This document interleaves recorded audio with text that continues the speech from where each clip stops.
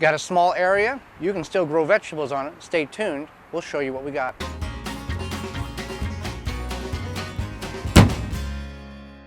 So if you've got a small area like we do with this deck here, we've got a barbecue grill and we do have vegetables growing. You don't need a lot of space, and we've talked about this multiple times, a lot of times on our program.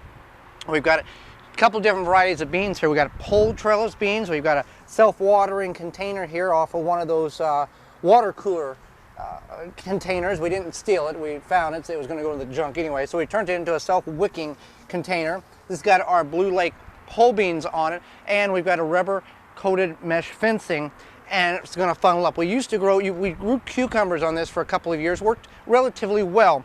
I think the beans are going to be a little bit better. Back here, we've got our rail planter, and simply a rail planter is this one here. It goes on a 2x4. They make them for 2x6s and I think possibly 2x8s as well.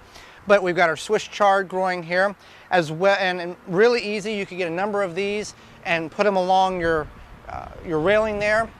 They also make some that'll hang off metal railings, so if you have a different form of a rail, that'll work there. So we got some rainbow chard there. Now if you go to the bottom here, we've got some leeks growing here. These are the 2 leeks that I just threw in there just to see what they would do. Doing well.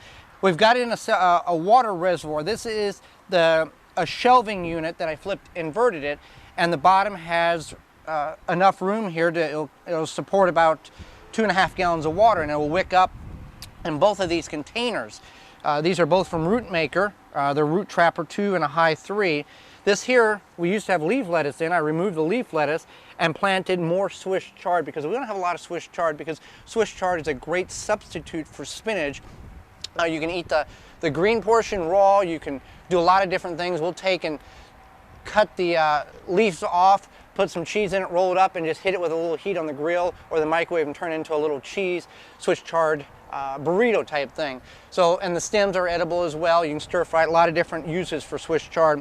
And then we have our yellow pod, edible pod green beans, I guess is what you would call them, golden wax beans, in this container here. The wind's been blowing, so they've been all pushed around.